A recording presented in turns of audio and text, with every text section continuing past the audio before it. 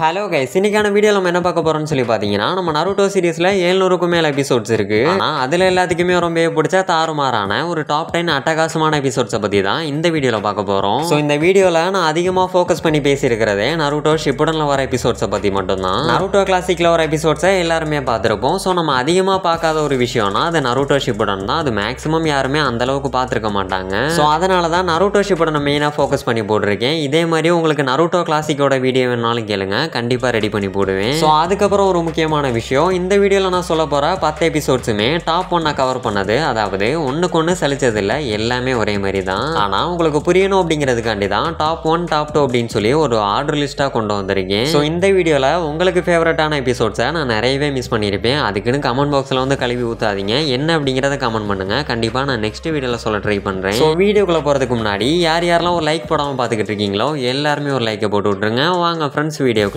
போகலாம். நம்ம நருட்டோ சீரீஸ்லேயே ஃபேன்ஸுக்கு எல்லாமே பிடிச்ச ரொம்பவே அல்டிமேட்டான தாறுமாறான ஒரு டாப் 10 எபிசோட்ஸை பற்றி தான் இந்த வீடியோவில் பார்க்க போகிறோம். 10th பிளேஸில் ராக் லீ விசஸ் காரா ஃபைட்டு தான் இருக்குது. நம்ம நருட்டோ கிளாசிக்லேயே அல்டிமேட்டான எபிசோட்ஸில் இதுவுமே ஒன்று. ஸோ இது எந்த அளவுக்கு ஒரு அல்டிமேட்டான எபிசோட் அப்படிங்கிறத நம்ம நருட்டோ சீரீஸ்லேயே பார்த்துருப்போம். ஏன் நருட்டோ சீரீஸை பார்க்க தோண்டின விஷயங்கள்லாம் ஒன்று தான் நம்ம ராக் லீ விசஸ் காரா ஃபைட். ஸோ இந்த ஒரு ஃபைட்டை எதுக்காக இந்த அளவுக்கு ஸ்பெஷலாக பேசப்படுது அப்படின்னு சொல்லி பார்த்தீங்கன்னா, ஹீரோவை விட சைடு கேரக்டரான நம்ம ராக் லீக்கு ரொம்பவே மாஸ் கொடுத்துருப்பாங்க. அதுவும் சாதாரண மாசாலாம் காமிச்சிருக்க மாட்டாங்க, மரண மாசா தான் காமிச்சு விட்டுருப்பாங்க. இத்தனைக்கும் ஃபர்ஸ்ட் எல் செஞ்சுரிக்கான நம்ம காராவை எதிர்த்து நம்ம ராக்லி 4th இன்னர் கேட்டை ஓப்பன் பண்ணி நம்ம காராவை மேலே விட்டுருப்பான். அது வரைக்கும் யாராலையுமே தொடக்கூட முடியாத நம்ம காராவோட அல்டிமேட் டிஃபெண்டை நம்ம ராக்லி சுக்குனூர் ஆக்கியிருப்பான். இத்தனைக்கும் ரத்தத்தையே பார்க்காத நம்ம காராக்கு ஃபர்ஸ்ட் டைம் ரத்தத்தை வர வச்சதும் நம்ம ராக்லி தான். ஸோ அந்த ஒரு ஃபைட்டில் நம்ம ராக்லியே மட்டும் இல்லை, நம்ம காராவையும் ரொம்பவே கொடூரமாக காமிச்சிருப்பாங்க. ஆனால் அந்த ஃபைட்டில் என்னதான் நம்ம ராக்லி டிஃபீட் ஆயிருந்தாலுமே அந்த ஒரு ஃபைட்டை பார்த்து நம்ம ராக்லிக்கு ஏகப்பட்ட ஃபேன்ஸ் எல்லாமே கிரியேட் ஆயிருக்கும். 9th பிளேஸ்ல தி எண்ட் அப்படிங்கிற எபிசோட் தான் இருக்கு. ஸோ இந்த எபிசோட நம்ம ஸ்டார்டிங்ல பார்க்கும்போது எல்லாத்துக்குமே ரொம்பவே சாட்டிஸ்ஃபைடா இருந்திருக்கும். ஸோ இந்த ஒரு எபிசோட்ல தான் நம்ம சாஸ்கே விசஸ் இட்டாச்சி ஃபைட் நடந்து நம்ம இட்டாச்சி இறந்து போயிருப்பாரு. ஸோ இதை நம்ம ஆரம்பத்தில் பார்க்கும்போது நம்ம எல்லாருமே கொஞ்சம் சந்தோஷப்பட்டிருப்போம். ஸோ அதுக்கான காரணமே நம்ம இட்டாச்சி உச்சியாவை ரொம்பவே பேடஸாக காமிச்சிருப்பாங்க. எந்த அளவுக்குன்னு சொல்லி பார்த்தீங்கன்னா, அவரோட கிளானை மொத்தமாக கொண்டு அவரோட அப்பா அம்மாவையும் கொண்டு ரொம்பவே மோசமா ஒரு துரோகியா ஒரு ரோக் நிஞ்சாவா நம்ம சாஸ்கே முன்னாடி வந்து நின்று ரொம்பவே வெறுப்பை தூண்டி விடுற ஒரு கேரக்டராக தான் காமிச்சிருப்பாங்க நம்ம இட்டாச்சியை. ஏன் சொல்ல போனா, நம்ம சாஸ்கே லீஃப் வில்லேஜ்ல இருந்து வெளில வந்து ரொம்பவே வில்லத்தனமா சுத்தினதுக்கான காரணமே நம்ம இட்டாச்சின்னு கூட சொல்லலாம். ஏன்னா நம்ம இட்டாச்சி பண்ணது இட்டாச்சி சைட்ல இருந்து பார்க்கும் போது அது ரொம்பவே கரெக்டா பண்ணலாம் நம்ம இட்டாச்சிக்கு. ஆனா சாஸ்கே சைட்ல இருந்து நீங்க யோசிச்சு பாத்தீங்கன்னா அது ரொம்பவே தப்பு. ஏன்னா அவனோட அப்பா அம்மாவை வேற யாருமே கில் பண்ணல, அவனோட சொந்த அண்ணே தான் கில் பண்ணியிருக்கான். ஸோ அதனால அவனை ரிவேஞ்ச் எடுக்கணும்னு சொல்லி தான் நம்ம சாஸ்கே ஒரு ஈவிலாவே மாறி இருப்பான். ஸோ அதுக்கு தகுந்த மாதிரி நம்ம சாஸ்கே ரொம்ப காலமா வெயிட் பண்ணி நம்ம இட்டாச்சி கூட ஃபைட் பண்ணுறான், அதுவும் அவனோட ஃபுல் பவரில். ஸோ அப்படி நம்ம இட்டாச்சி கூட ஃபைட் பண்ணி நம்ம இட்டாச்சியை டிஃபீட் பண்ணியிருக்கலாம் மாட்டான். நம்ம இட்டாச்சி தான் நம்ம பண்ண பாவத்துக்கு இவங்க கையால் செத்து போயிடுவேன்னு சொல்லி நம்ம இட்டாச்சியாக வந்து டெத் ஆயிருப்பாரு. ஸோ இதை நம்ம இட்டாச்சியோட ஃப்ளாஷ்பேக்கை பார்த்துட்டு பார்க்கும்போது கண்டிப்பாக ரொம்பவே ஃபீலாக இருக்கும். 8th பிளேஸில் த 4th ஓகாகே டெத் மேட்ச் தான் இருக்கு. இந்த எபிசோடில் தான் நம்ம எல்லோ ஃப்ளாஷ் விசஸ் ஒபிட்டோ ஃபைட்டே நடக்கும். இந்த ஒரு ஃபைட்டில் நம்ம மினாட்டோவை அல்டிமேட்டாக காமிச்சிருப்பாங்க. ஸோ நம்ம மினாட்டோவை எப்பயுமே மாசாக தான் காமிப்பாங்க. ஆனால் இந்த ஒரு எபிசோடில் அதுக்கும் மேலே அப்படிங்கிற மாதிரி காமிச்சிருப்பாங்க. ஏன்னா இந்த ஒரு எபிசோட்ல தான் நம்ம மினாட்டோ 4th ஓகாயவா லீஃப் வில்லேஜ் மக்கள் எல்லாத்தையுமே காப்பாத்திருப்பாரு. 9th பீஸ்டான நம்ம குரோமா கூட ஃபைட் பண்ணவும் செஞ்சிருப்பாரு. நம்ம குஷினாவோட ஹஸ்பண்டா நம்ம நருட்டோக்கு ஒரு நல்ல அப்பாவா இருந்து நம்ம நருட்டோன்னு குஷினாவை சேவ் பண்றது மட்டும் இல்லாம ரொம்பவே தொல்லையான நம்ம ஒபிட்டோ கூட போய் ஃபேஸ் டு ஃபேஸ் ஃபைட் பண்ணிருப்பாரு. இத்தனைக்கும் நம்ம ஒபிட்டோ யாருன்னே தெரியாது, அவன் எந்த விதமான பவர்ஸை யூஸ் பண்ணுவான்னு தெரியாது, அவன் எப்படி அட்டாக் பண்ணுவான்னு தெரியாது. ஆனா அப்படியெல்லாம் இருந்தும் கூட வாடாம அவனே இன்னைக்கு செத்தடா அப்படின்னு சொல்லி ரசிகனை தூக்கி ஒபிட்டோட மண்டையிலே அடிச்சிருப்பான் மீனாட்டோ. விட்டா போதுண்டா சாமின்னு சிட்டா தெரிச்சிருப்பான் நம்ம ஒபிட்டோ. ஸோ அதுக்கப்புறம் லீஃப் வில்லேஜுக்காக அவரோட லைஃப்பை தியாகம் பண்ணி 9th பீஸ்ட்டை அவரோட உடம்புல சீல் பண்றது மட்டும் இல்லாம அவரோட பையனான நருட்டோவோட லைஃபை இல்லாம ஆக்கியிருப்பாரு. அதாவது பாதி 9th நம்ம மீனாட்டோ மேலேயும் மீதி 9th அவரோட பையனான நருட்டோ மேலேயும் சீல் பண்ணி விட்டு ஒரு பெரிய தியாகத்தை பண்ணி இறந்தும் போயிருப்பாரு. அடுத்து 7th பிளேஸ்ல மதராவுச்சி அப்படிங்கிற இந்த ஒரு எபிசோட் தான் இருக்கு. இந்த எபிசோட பார்த்து கூஸ்பம்ஸ் அடிச்சு இதுக்கு ஸ்டேட்டஸ் வைக்காத ஒருத்தன் கூட இருந்திருக்க மாட்டான். ஏன்னா ஒரு வில்லனா மாசா காமிக்கல, ஆனா பேரை சொல்லும் போதே மரண மாசா காமிச்சு பீதி ஆகிற அளவுக்கு பண்ணி விட்ட ஒரே ஒரு கேரக்டர்னா அது நம்ம மதரா உச்சியா தான். ஸோ அதுலயும் தலைவன் களத்துல இறங்கி சண்டை போடும் போதெல்லாம் மதம் பிடிச்ச யானை மாதிரி ஓடி வந்து எல்லாத்தையுமே ஏர்லயே பறக்க விட்டு பந்தாடி இருப்பான். ஸோ அந்த ஒரு சீன்லாம் பார்க்கும்போது என்னடா பண்ணி வச்சிருக்கீங்க, ஒருத்தனை சமாளிக்க 1000 பேர் வந்தா கூட முடியாதா அப்படின்னு தான் நமக்கு ஃபீல் ஆகும். அதுலயும் தலைவன் சுசனோவை போட்டு ரெனேகன் ஆக்டிவேட் பண்ணி நம்ம அஷிராமா மாதிரியே உட்ஸ்டேல யூஸ் பண்றது மட்டும் இல்லாம 2 பிளானெட்டரி டெவஸ்டேஷனை போட்டு ஆர்ஆர்க்க மதர் ஆர்க்கா மாத்தி விட்டுருப்பா மனுஷன். அடுத்ததா 6th பிளேஸ்ல தேங்க்யூ அப்படிங்கிற இந்த ஒரு எபிசோட் தான் இருக்கு. ஸோ இந்த எபிசோட்ல தான் நம்ம குஷினாவை ஃபர்ஸ்டா காமிச்சிருப்பாங்க. ஸோ இந்த ஒரு எபிசோட்ல ஒரு அம்மா பையனோட ரிலேஷன்ஷிப்பை ரொம்பவே பர்ஃபெக்டா காமிச்சு நம்மள ரொம்பவே எமோஷனல் ஆக்கி விட்டுருப்பாங்க. ஸோ அது மட்டும் இல்ல, நம்ம நருட்டோ சின்ன வயசுல இருந்தே அவனோட அம்மா அப்பாவை பார்க்காம தான் வளர்ந்துருப்பான். ஸோ அந்த விதத்துல அவன் ஃபர்ஸ்ட் டைம் அவனோட அம்மாவை பார்க்கறது அப்படின்னா அது இந்த ஒரு எபிசோட்ல தான். அதுவும் நம்ம நருட்டோ நைட்டில் பீஸ்ட்டை கண்ட்ரோல் பண்ண ட்ரை பண்ணும்போது அதை கண்ட்ரோல் பண்ண முடியாம ரொம்பவே தவிச்சுக்கிட்டு இருக்கும் போது தான் நம்ம குஷினா ஒரு மாசான என்ட்ரியை கொடுத்து நம்ம நருட்டோக்கு ஹெல்ப் பண்ணியிருப்பாங்க. அப்ப நம்ம நருட்டோ குஷினாவை பார்த்து நீ நைட்டில் பீஸ்டோட ஒரு மறுபக்கந்தால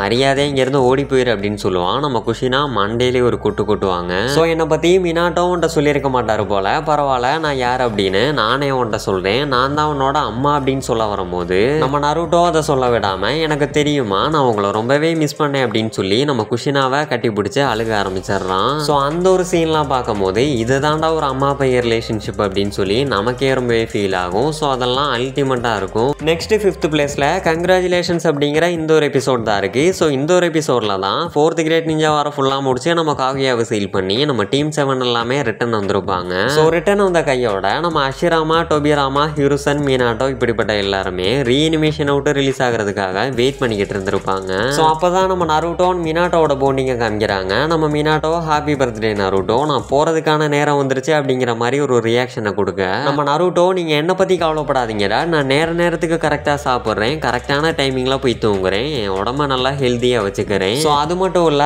எனக்குன்னு ஃப்ரெண்ட்ஸ் இருக்காங்க, அந்த ஃப்ரெண்ட்ஸ் எல்லாமே ரொம்பவே நல்லவங்க, அதே மாதிரி என்னோட சென்சேவும் ரொம்பவே நல்லவங்க, என்னோட டீச்சருக்கு எல்லாமே நான் ரொம்பவே ரெஸ்பெக்ட் கொடுக்குறேன். ஸோ அப்படி இப்படின்னு நம்ம நருட்டோ அவன் மனசுல இருக்கிற எல்லாத்தையுமே நம்ம மினாட்டோ கிட்ட கொட்டி தர்றான் அந்த லாஸ்ட் நொடியில. ஸோ இந்த ஒரு சீன்ல நம்ம நருட்டோ தேம்பி எழுதிருப்பான். அவன் மட்டும் இல்ல பாக்குற நம்மளுமே அழுதுருப்போம். ஏன்னா அந்த அளவுக்கு ரொம்பவே எமோஷனலா ரொம்பவே சேடான ஒரு மூமெண்ட் தான் இந்த ஒரு எபிசோட். ஸோ இதெல்லாம் வார்த்தையால சொல்ல முடியாது, இதெல்லாம் பார்த்தாதான் அதோட அருமை என்னன்னு புரியும். அடுத்த 4வது இடத்துல ககாஷி விசஸ் ஒபிட்டோ அப்படிங்கிற இந்த ஒரு எபிசோட் தான் இருக்கு. ஸோ இந்த ஒரு எபிசோட்ல தான் நம்ம ககாஷி விசஸ் ஒபிட்டோ ஃபைட்டே நடக்கும். ஸோ இந்த ஒரு ஃபைட்டை பார்த்து எவனையாச்சும் தூக்கி போட்டு வாயிலேயே மிதிக்கணும் அப்படிங்கிற மாதிரி தான் நமக்கு ஃபீல் ஆகும். ஏன்னா உங்க வீட்டாடி எங்க வீட்டாடி எல்லாம் இல்ல, தக்காளி தாறுமாற அடிச்சுக்கிட்டு சாகர ஸ்டேஜுக்கு போயிருப்பாங்க நம்ம ஒபிட்டோ அண்ட் ககாஷி. ஸோ இதுல அல்டிமேட்டான ஒரு விஷயமே அனிமேஷன் அப்படின்னு தான் சொல்லி ஆகணும். ஏன்னா சின்ன வயசுலேயே ஒபிட்டோ விசஸ் ககாஷி அந்த மாதிரி ஒரு ஃபைட்டிங் போயிருக்கும். ஸோ அதை அப்படியே ஃபாலோ பண்ணி அதே மாதிரியே இவங்க பெருசானதுக்கு அப்புறமே ஃபைட் பண்ணியிருப்பாங்க.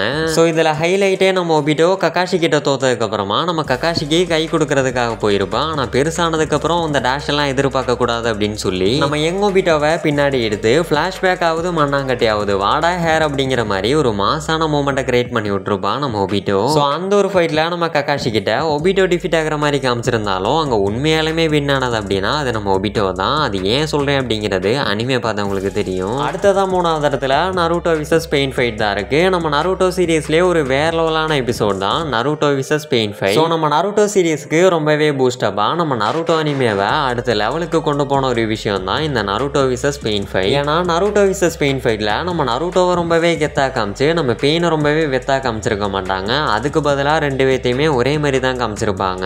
ஏன் நம்ம பெயின் லீஃப் வில்லேஜுக்குள்ளேயே வந்து எல்லாத்தையுமே தூக்கி போட்டு தூருவாரி இருப்பான். அந்த டைமிங்ல நம்ம பெயினை டிஃபீட் பண்ற யாராலையுமே முடிஞ்சிருக்காது. ஏன் நம்ம ககாஷியே பெயின் கூட ஃபைட் பண்ணி டிஃபீட் ஆகிறது மட்டும் இல்லாம பெயின் கையாலேயே இறந்து போகவும் செஞ்சிருப்பாரு. ஸோ அது மட்டும் இல்ல ஆல்மைட்டி புஷ் அப்படிங்கிற ஒரு பேர்ல லீஃப் வில்லேஜவே இருந்த இடம் தெரியாம இல்லாம ஆக்கியிருப்பான் நம்ம பெயின். ஸோ அப்பதான் நம்ம நருட்டோ மாசா சேஜ் மோட மாஸ்டர் பண்ணிட்டு வந்து 6 பெயினையும் தூக்கி போட்டு வாயிலேயே மிதிக்கிறான். ஸோ நம்ம நருட்டோ சேஜ் மோட்ல ஃபைட் பண்றது மட்டும் இல்லாம நம்ம யாருமே எக்ஸ்பெக்ட் பண்ணாத அளவுக்கு ஐக்யூ லெவலை யூஸ் பண்ணி ஃபைட் பண்ணியிருப்பான் நம்ம பெயின் கூட. ஸோ அந்த ஒரு ஃபைட்ல நம்ம நருட்டோ நேச்சர் எனர்ஜி அப்சர்வ் பண்ணி பிரட்டாபாத் பெயினை கல்லா மாத்தி விட்டுருப்பான். அதே மாதிரி ரசின் சிரிக்கிற மாதிரியே டிரான்ஸ்ஃபர்மேஷன் ஆகி போய் 2 பெயினை போட்டு தள்ளவும் செஞ்சிருப்பான். தக்காளி இந்த மாதிரி ஒரு ஆர்க்கை நம்ம கிஷிமோட்டோவே நினைச்சாலும் இனி அவரால் கண்டிப்பா பண்ண முடியாது அப்படின்னு தான் நான் சொல்லுவேன். ஸோ இந்த நருட்டோ விசஸ் பெயின் ஃபைட் உங்களோட ஃபேவரட்டா அப்படிங்கிறத மறக்காம கமெண்ட்ல சொல்லிட்டு போயிருங்க. அடுத்த 2வது இடத்துல நருட்டோ அண்ட் சாஸ்கே அப்படிங்கிற இந்த ஒரு ஒரு எபிசோட் தான் இருக்கு. இந்த எபிசோட பார்த்து தலைக்கு மேல கையை வைக்காத ஒருத்தன் கூட இருக்க மாட்டான். ஏன்னா இந்த ஒரு எபிசோட்ல தான் நம்ம நருட்டோ விசஸ் சாஸ்கே ஃபைட்டே நடக்கும். அதுவும் சாதாரண ஃபைட்லாம் இல்ல, சாகும் வரை சண்டை போடுவது அப்படின்னு சொல்லி சண்டை போட்டுக்கிட்டு இருப்பாங்க நம்ம நருட்டோ அண்ட் சாஸ்கே. ஸோ இந்த மாதிரி ஒரு ஃபைட்டை நம்ம மதரா உச்சியா விசஸ் அஷிராமா ஃபைட்ல தான் பார்த்துருப்போம். ஆனா அதை விட ரொம்பவே மாசா காமிச்சிருப்பாங்க நம்ம நருட்டோ விசஸ் சாஸ்கே ஃபைட்டை. ஆனா இந்த ஒரு ஃபைட்ல பிடிக்காத ஒரு விஷயம் என்னன்னா, நம்ம சாஸ்கேவை ரொம்பவே மாசா காமிச்சு நம்ம நருட்டோவை ரொம்பவே மொக்கையா காமிச்சிருப்பாரு நம்ம கிஷிமோட்டோ. ஸோ அதெல்லாம் பார்க்கும்போது நம்ம கிஷிமோட்டோவை சத்தியமா கொலை பண்ணணும் அப்படிங்கிற மாதிரி தான் தோணும். ஆனா அந்த ஃபைட்ல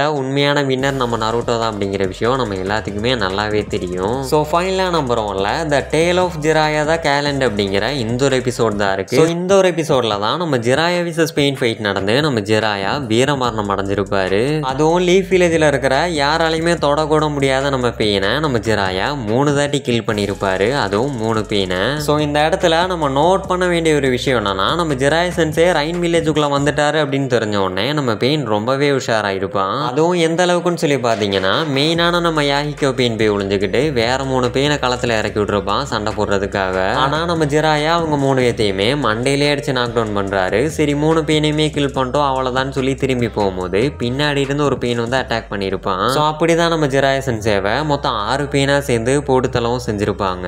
ஸோ இந்த எபிசோட நான் என்னோட இஷ்டத்தில் நான் டாப் 1ல வைக்கல, நருட்டோ ஃபேண்டம் படி இது டாப் 1ல தான் இருக்குது. நீங்கள் வேணால் போய் சர்ச் பண்ணி பார்த்துக்கோங்க. ஸோ இந்த வீடியோவில் சொன்னது எல்லாமே என்னோட ஃபேவரட் தான். உங்களோட ஃபேவரட்டை இந்த வீடியோவில் ஆட் பண்ணாமல் கூட போயிருக்கலாம். அது யார் அப்படிங்கிறத கமெண்ட்டில் சொல்லுங்கள். ஸோ இந்த வீடியோவில் 1-2 விஷயங்களை சொல்லாமல் மிஸ் பண்ணியிருப்பேன். அது என்ன அப்படிங்கிறத கமெண்ட்டில் சொல்லுங்கள். இந்த வீடியோவில் நான் ஏதாச்சும் தப்பாக சொல்லியிருந்தேன்னா அது என்ன அப்படிங்கிறதையும் கமெண்ட்டில் சொல்லுங்கள். ஸோ நெக்ஸ்ட் வீடியோ போடும்போது அதில் நான் கிளியர் பண்ணிக்கிறேன். ஸோ இந்த வீடியோ உங்களுக்கு பிடிச்சிருக்கும் அப்படின்னு சொல்லி நம்புகிறேன். அப்படி பிடிச்சிருந்துச்சுன்னா ஒரே ஒரு லைக்கை மட்டும் போட்டு விட்ருங்க. மேக்ஸிமம் உங்கள் ஃப்ரெண்ட்ஸுக்கு எல்லாமே ஷேர் பண்ணுங்கள். ஸோ நம்ம 100K ரீச் ஆக போகிறோம். அதுக்கான ஒரே ஒரு காரணம் நீங்கள் மட்டும்தான். உங்கள் சப்போர்ட்னால தான் நம்ம 100K ரீச் ஆக போகிறோம். ஸோ இதேமாரி சப்போர்ட்டை எப்பயுமே கொடுங்க. ஸோ இந்த வீடியோ அவ்வளோதாங்க. இந்த வீடியோ பிடிச்சிருந்துச்சுன்னா ஒரே ஒரு லைக்கை மட்டும் போட்டு விட்டு நம்ம சேனலை மறக்காமல் சப்ஸ்கிரைப் பண்ணிடுங்க.